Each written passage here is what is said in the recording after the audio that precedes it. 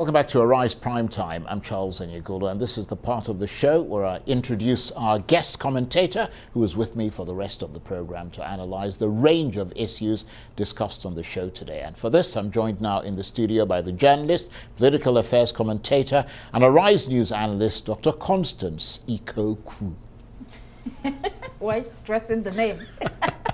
Because the W has to be there. Yes, yes. Let me not take up more of your time. We're much more interested in your prescient analysis. What do you make of what the arguments that Felix Morka was making about the reasons why they're not supporting so much the policy of sort of the central bank, the monetary policy? Well, they said they support the policy, but not the implementation. What do you make of all that? First of all, he seemed visibly shaken and seriously worried, and rightly so, because the heat is on the APC.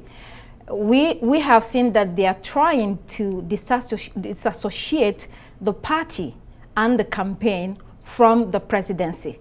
But I think it's difficult to do that because in the last 7 years, it's been the same party and the presidency. And what I'm also hearing that most times nobody calls President Muhammadu Buhari. They're attacking the CBN governor. But the CBN governor is working on the behest of the president. The president is aware of what is going on. So it's a tough one for the party.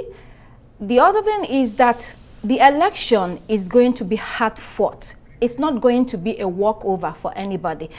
I think gone are the days where you're the party in power, you come in, you do whatever you want. You know, those days are gone. And then it's critical because you've slapped a double whammy of hardship on people with the currency and the fuel crisis. So it's very tough for them. Well, that's precisely the point they're making. That's why they're trying to distance themselves from it. The other thing then is also that the APC is so used to allocating blames to other people.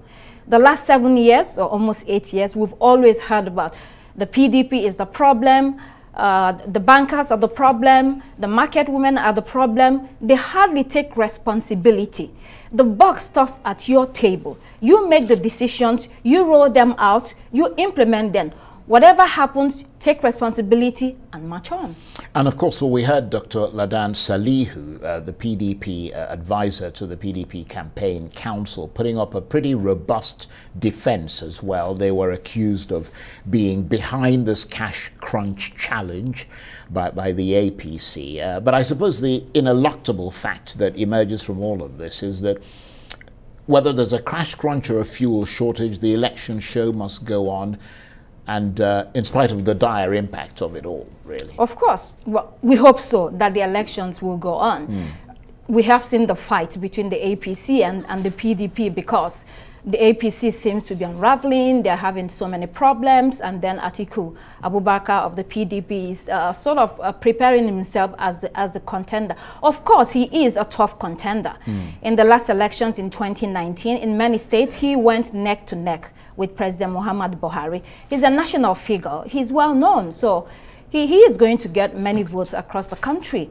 But this race, as we are seeing it, Labour has come up as also another tough contender. So it's going to be difficult for any of the parties to claim that they will be the ones to win. We're going to watch and see what happens. Well, the latest poll by next year is suggesting that although Peter Obi is in the lead, that none of the candidates will get the spread, the constitutional two-thirds spread that's required across the country.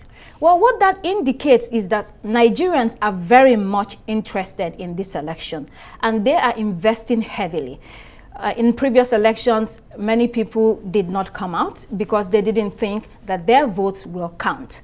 This time around, they're fed up.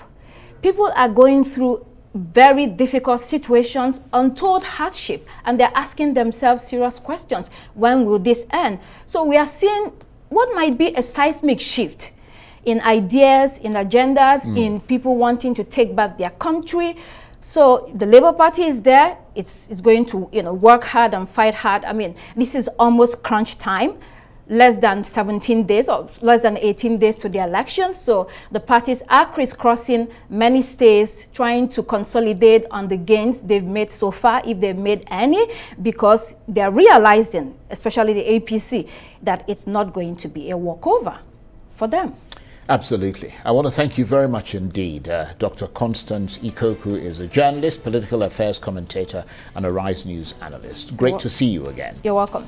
That's it for this edition of Arise Prime Time. Join us again tomorrow. From me and the entire team here in Abuja, bye-bye, and thank you for watching.